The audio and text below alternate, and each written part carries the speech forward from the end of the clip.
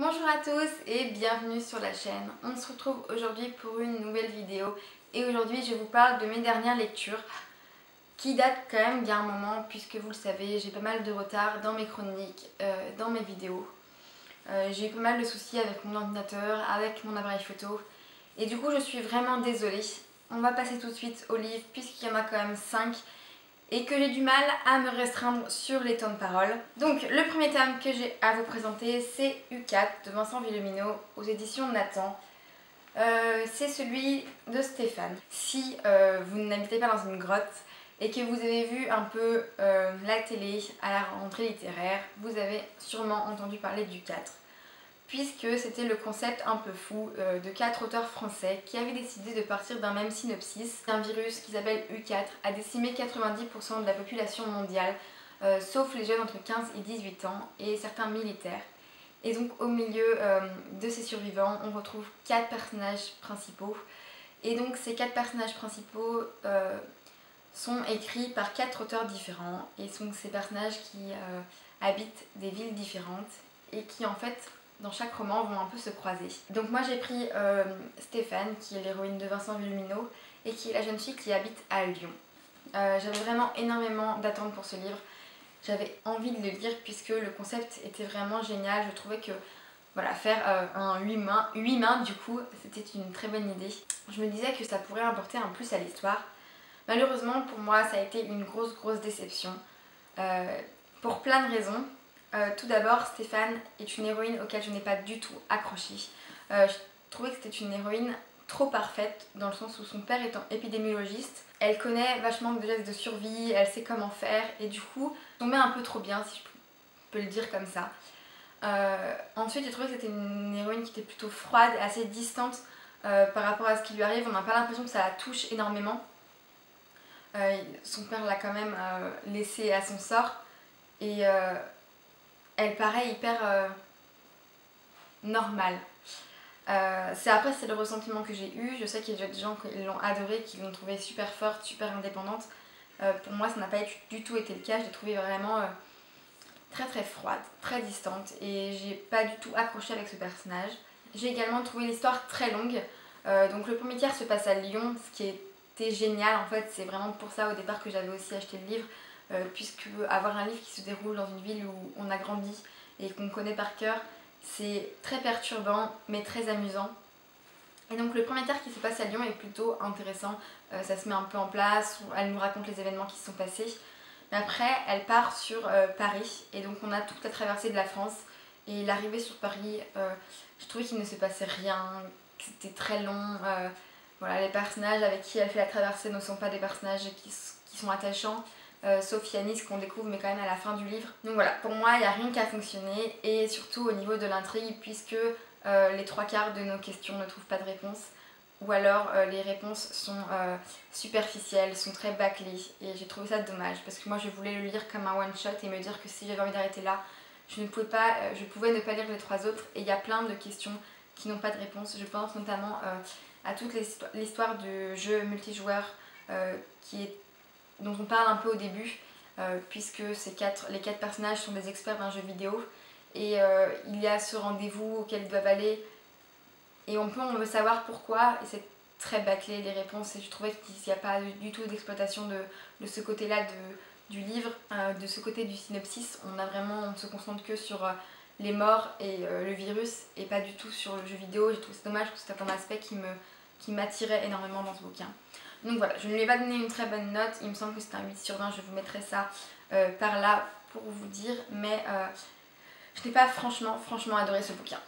Ensuite, je vous parle d'un livre qui a été complètement apprécié par les 3/4 des gens que j'ai pu entendre ou voir sur Booktube. Il s'agit de La 5e vague de Rick Yancey aux éditions Robert Laffont et pour moi ça n'a pas fonctionné. Qu'est-ce que je voulais que je vous dise? J'ai des goûts très compliqués. Pourtant d'habitude je suis plutôt bonne lectrice et en fait je me rends compte que je suis tombée sur plein de livres que je n'ai pas forcément aimés. Ce livre-là j'en avais tellement entendu parler et quand j'avais lu le synopsis j'avais trop envie de le lire, enfin il donnait vraiment trop envie. Et j'ai été très déçue par ma lecture. L'histoire c'est la planète Terre qui est envahie par des extraterrestres et qui vont lancer 4 vagues de destruction massive pour éradiquer les humains de la planète. C'est après ces 4 vagues qu'on retrouve Cassie qui essaye de survivre en attendant la 5e vague si elle arrive un jour, et qui a fait une promesse à son frère, c'est de le retrouver, et donc elle va essayer de la tenir et de survivre dans ce monde plutôt compliqué puisque beaucoup sont morts et il y a des tueurs qui rôdent et c'est pas facile. On retrouve aussi Ben qui est un des héros puisque c'est un livre avec beaucoup de points de vue, ce qui est plutôt agréable au début mais qui finit par créer une distance avec les personnages puisqu'on les voit pas souvent, que je n'ai pas aimé. J'ai trouvé que c'était long, il manque d'action alors que c'est un monde où il peut y avoir beaucoup d'action. J'ai par contre beaucoup aimé le début où on a un peu l'histoire de Cassie avant que les vagues arrivent, et pendant que les vagues arrivent elle nous explique bah voilà, les différentes vagues, ce qui s'est passé. Et ça j'ai trouvé que c'était vraiment sympa, tous ces flashbacks.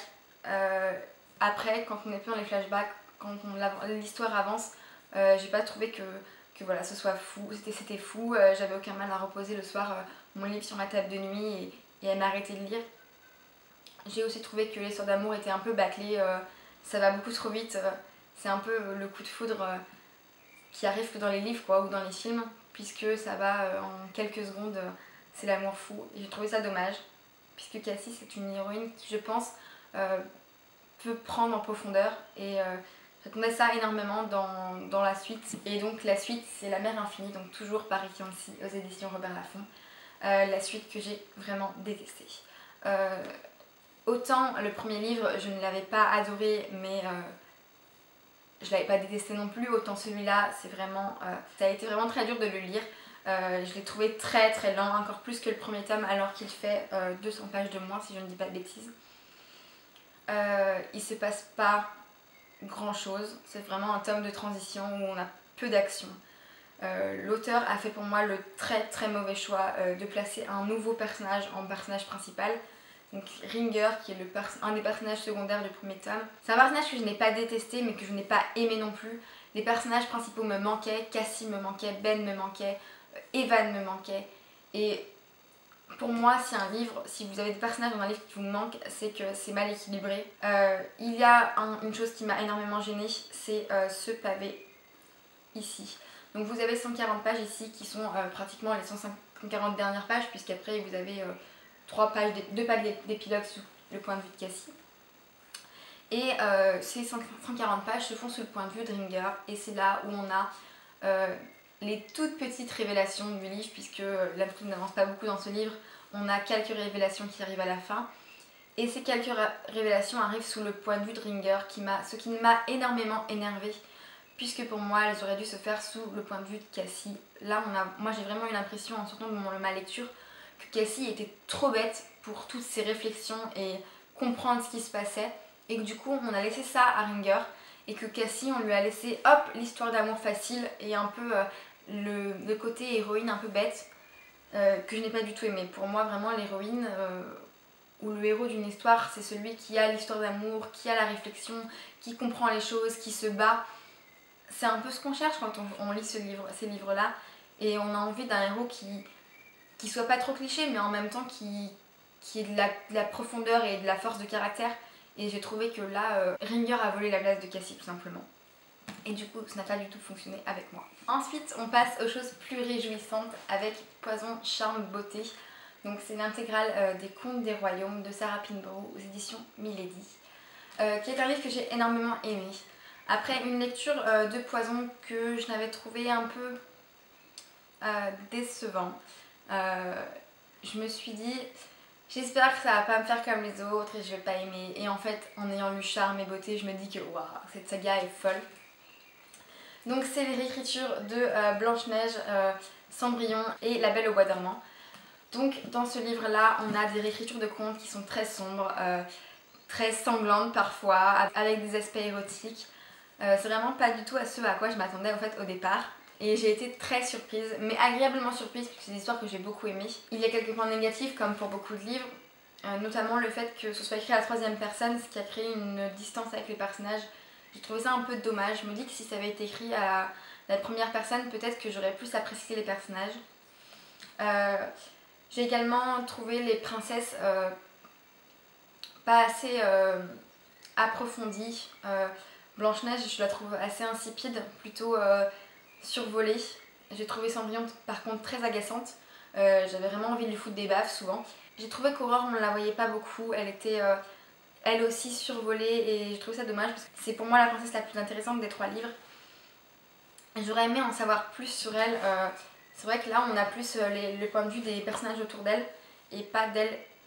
Et j'ai trouvé ça dommage parce que c'est un personnage qui est vraiment super intéressant. Quand vous aurez lu Beauté, vous comprendrez. C'est vrai que Poison, c'est celui que j'ai le moins aimé, même si la fin est complètement surprenante. Et elle donne tout de suite envie de savoir la suite. Et donc la suite, c'est Charme et que j'ai adoré.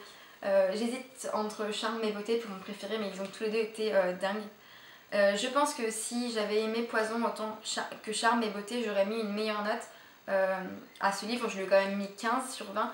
Mais c'est vrai que le fait que Poison soit un peu moins bien, j'ai trouvé ça dommage, surtout que c'est le premier tome qu'on lit et souvent ça ne nous incite pas à lire la suite de la saga. Donc si vous avez lu que Poison, essayez quand même la suite puisque ça vaut le coup vraiment. La suite est vraiment folle et je trouve ça dommage d'arrêter sur Poison qui n'est pas forcément le meilleur tome. Voilà, j'ai énormément aimé ce roman. Les personnages secondaires sont toujours assez sympas. On a un mélange de plein de contes, tous les contes se rejoignent, assez drôle, c'est assez bien trouvé. Donc je vous conseille, si vous avez envie d'une lecture un peu sombre et qui ne ressemble pas du tout au Disney de notre enfance, allez-y. Et enfin, je vous parle du petit bijou de ma bibliothèque, puisque c'est le livre que j'ai le plus aimé depuis 2 ans, je pense. Il s'agit bien sûr du 2e tome de La Passe Miroir, donc Les Disparus du Clair Lune, par Christelle Dabos aux éditions Gallimard Jeunesse. Déjà, regardez-moi ce livre. C'est une pure merveille. Le dessinateur Laurent Gapaillard, si je ne dis pas de bêtises, a fait un travail formidable, aussi bien sur la couverture du 1 que sur la couverture du 2. C'est vraiment des ouvrages qui sont magnifiques. En plus, ils sont bien gros. Ils font vraiment super sympa dans la bibliothèque. La tranche est magnifique. Mais au-delà de l'aspect physique du livre qui est magnifique, l'intérieur, c'est une pure merveille. Une petite pépite, je vous le jure. Si vous n'avez pas encore lu La Passe Miroir, mais allez-y. C'est vraiment un livre dingue. En plus, c'est une auteure qui est française. Donc ça vaut vraiment le coup. Pour ceux qui ne connaissent pas La Passe Miroir, même si j'en doute après tout ce qu'on a entendu sur Booktube, il s'agit de l'histoire de Ophélie qui est forcée de se marier à Thorn, qui est un homme particulier puisqu'il vient d'une autre arche. Il habite dans un monde complètement différent du sien, puisque là où il habite, à la Cité Ciel, c'est le jeu de pouvoir et de manigance et de complot contre les autres clans pour avoir les faveurs de l'esprit de famille, Farouk, qui est un peu le Louis XIV, on va dire, de la Cité Ciel. C'est assez... les intrigues sont toujours bien ficelées, les personnages sont hyper attachants, l'univers est complètement dingue. On se demande comment on peut avoir une imagination pareille. Les relations entre les personnages avancent à une vitesse qui peut en frustrer certains. Moi je trouve ça énormément agréable d'avoir enfin un livre où les choses se passent lentement. Voilà, les relations avancent naturellement et pas trop vite. Enfin, vraiment c'est plus réaliste je trouve. J'ai adoré ce bouquin. Voilà, tout est bien, je sais pas quoi vous dire d'autre à part que tout est génial et qu'il faut que vous le lisiez quoi. J'espère avoir le tome 3 très très vite. J'ai hâte de voir ce qu'elle nous réserve puisque le tome 1 était déjà génial. Le tome 2 est encore au-dessus et je me dis mais qu'est-ce qu'elle peut bien faire pour avoir un tome 3 qui continue sur sa lancée. J'espère que voilà, ce sera tout autant un coup de cœur que le tome 2. En attendant, n'hésitez pas à me laisser des commentaires pour me dire ce que vous avez pensé des livres, si vous les avez lus, si vous les avez aimés, si vous avez envie de les lire. Et n'hésitez pas à vous abonner pour suivre mes prochaines lectures. Je vous fais d'énormes bisous. En attendant, prenez soin de vous et lisez bien.